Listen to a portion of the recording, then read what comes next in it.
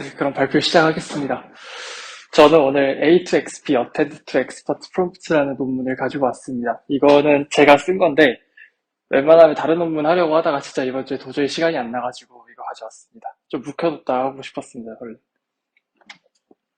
네, 목차는 이렇게 되어 있습니다. Introduction, Related Work Method, 그리고 실험을 순서대로 말씀드리겠습니다.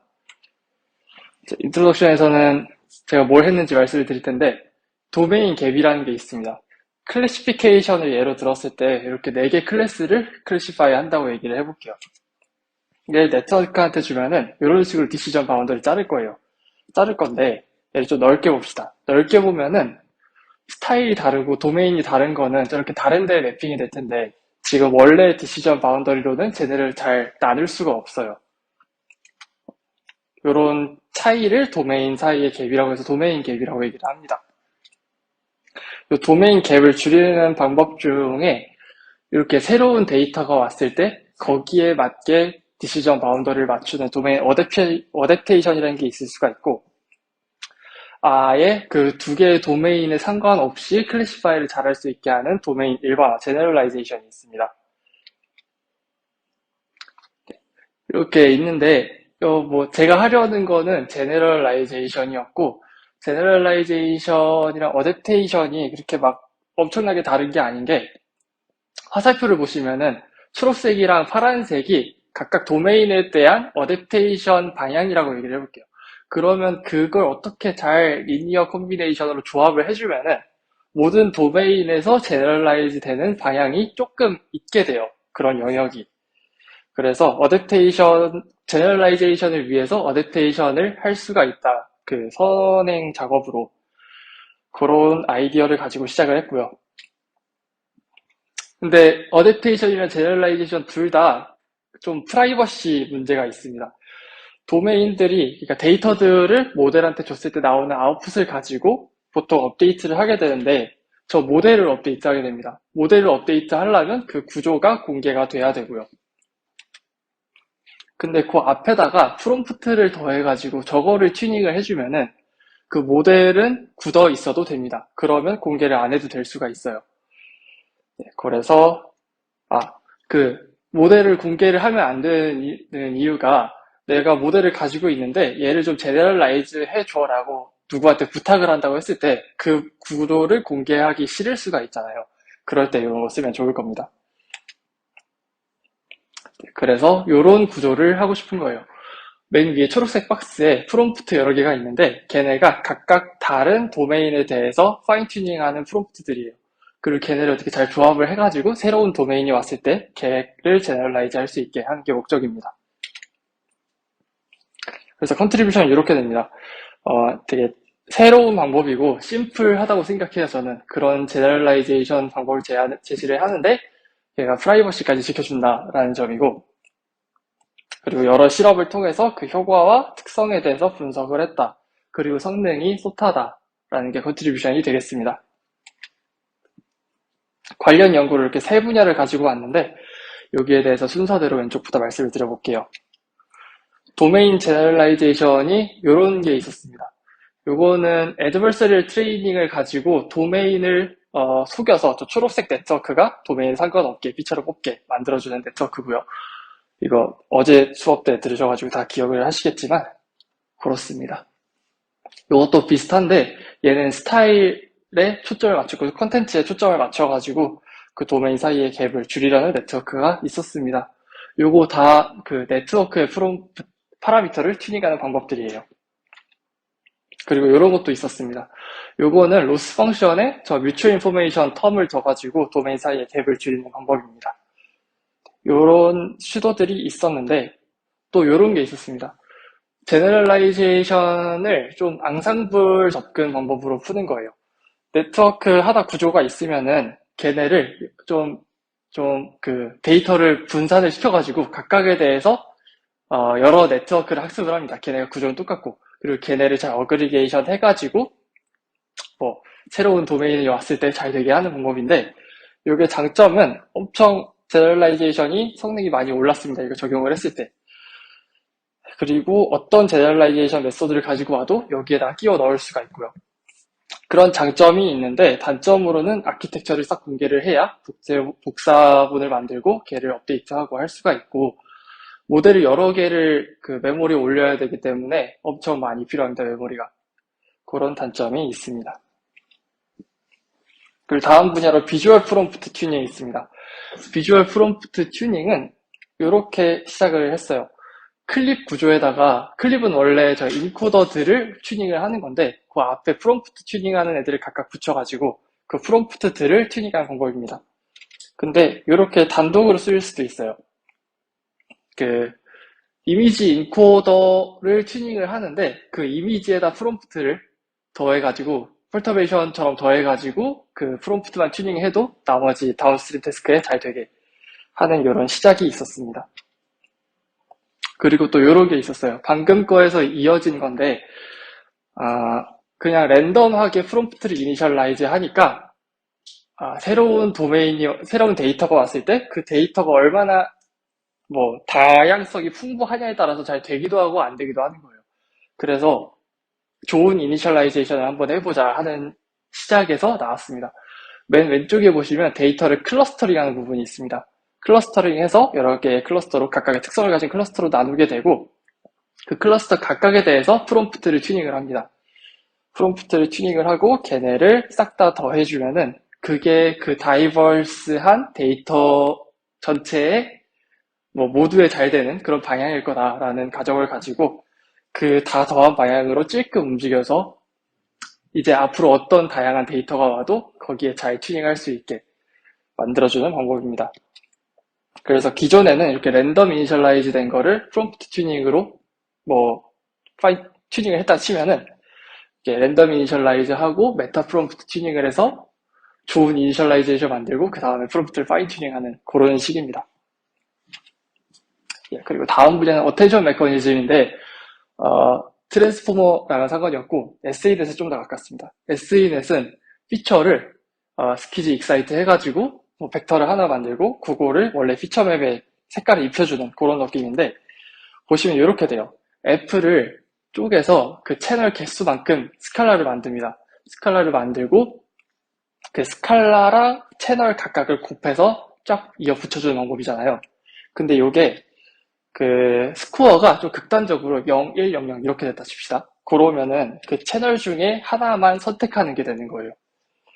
이렇게 선택을 하는 게 되는데 만약에 아까처럼 좀 디스트리뷰션이 형성이 됐다 치자. 그러면은 걔네를 어떻게 소금 요만큼, 간장 요만큼 해가지고 요리를 한다, 섞어준다, 그런 식으로 볼 수가 있어요. 그러니까 얘도 선택은 선택인데 요건 요만큼, 요건 저만큼 그런 식으로 가지고 오는 거예요. 네, 여기까지 알고 계시면은 릴레이티드 워크는 잘 설명이 되는 것 같고 이제 메서드를 설명을 드릴 텐데 이거 아까 보여드린 그림이랑 똑같습니다. 결국의 목적은 엑스퍼트들을 잘 튜닝을 하고 걔네를 잘 섞어서 새로운 타겟 도메인이 왔을 때 거기에서도 잘 먹히게 하자라는 거예요. 그걸 위해서 두 개의 파트가 필요한데 첫 번째 파트는 엑스퍼트 어댑테이션입니다. 저 부분이 엑스퍼트를 튜닝하는 과정이고 어떻게 되냐면은 한 도메인에 대해서 엑스퍼트가 있고 그 도메인에 해당하는 소스 데이터가 있고 오브젝티브 그러니까 타겟 네트워크가 있다 칩시다. 그러면은 이미지에다 프롬프트를 더해서 네트워크에 넣고 로스를 구해서 백프로파게이션을 해도 되고 저는 해본 적이 없지만 제로스로드 옵티마이제이션을 해도 될 거예요.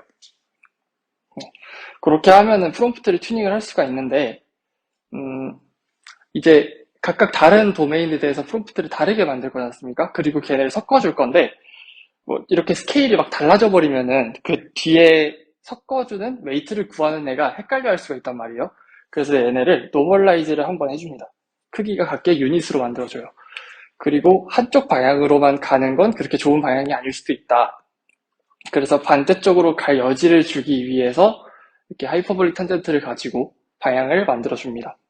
이렇게 하면은 엑스퍼트들이 만들어지는 거예요. 그리고 다음은 이제 제너럴라이제이션인데 제너럴라이제이션은 이 부분입니다. 섞어서 적용해주는 부분. 이 부분을 자세히 그려보면은 이렇게 돼요. 먼저 맨 앞에 부분에 이미지 타겟 도메인에 있는 이미지 한 장만 생각해보고 일단 그리고 엑스포트는 소스 도메인 개수만큼 있습니다. 그리고 걔네를 임베딩을 해가지고 벡터로 만들어주고요.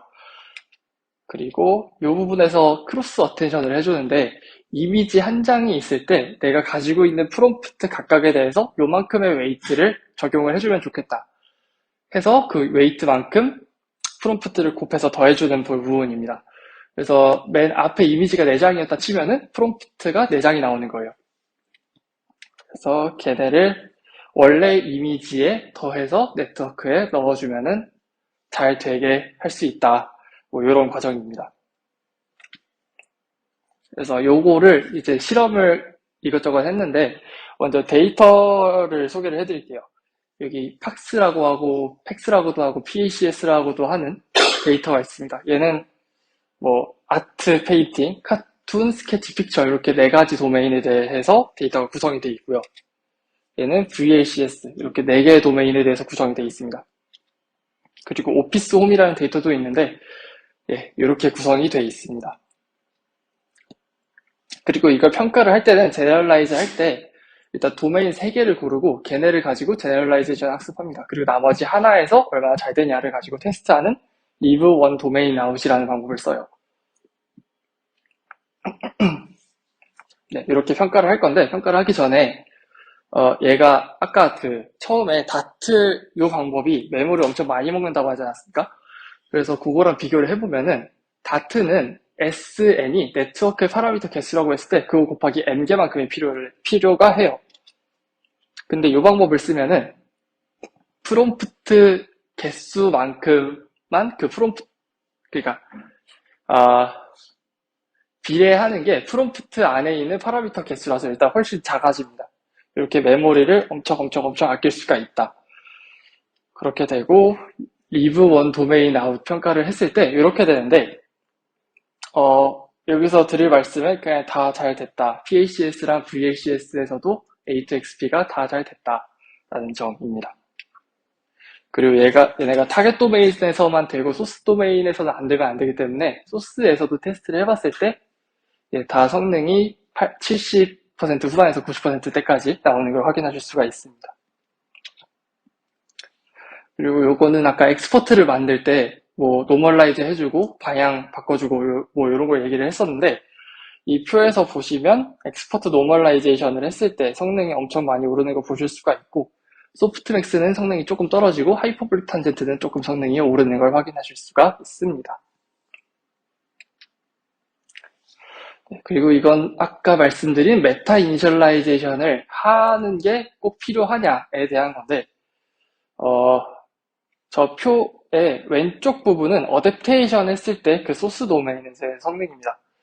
위쪽 표를 보시면은 여기를 보시면은 PACS 데이터에서 실험을 한 건데 거기선 어댑테이션도 잘 되고 제너럴라이제이션도 잘 됩니다. 어떤 이니셜라이제이션을 하든 그렇게 잘 되는데 밑에 오피스홈 데이터셋에서는 메타 이니셜라이제이션을 해야 어댑테이션 성능이 나오고 어댑테이션 성능이 높아질수록 제너럴라이제이션 성능도 높아지는 걸 확인하실 수가 있습니다. 그리고 이건 A2XP 모듈을 적용을 했을 때 성능이 어떻게 되냐는 건데 저기 FT랑 LP가 있습니다. FT는 풀 튜닝, 그러니까 네트워크 전체를 다시 파인 튜닝 하는 거고 LP는 맨 뒤에 리니어 레이어만 튜닝을 해주는 방법입니다. 일단 FT보다는 LT가 전반적으로 잘 되고 LP만 하는 것보다 A2XP를 적용을 했을 때 성능이 더 높아지는 걸 확인하실 수가 있습니다.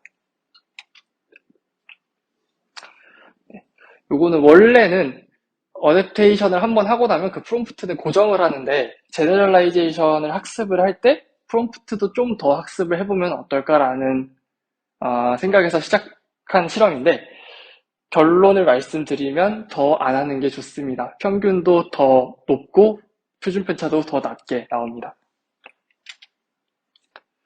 그렇게 학습을 해서 이제 걔네가 매니폴드 스페이스에 어떻게 배치가 되느냐 TSNE를 가지고 비주얼라이즈 해봤는데 보시면은 이렇게 왼쪽이 제너럴라이제이션이고 오른쪽이 어댑테이션입니다. 어댑테이션 했을 때는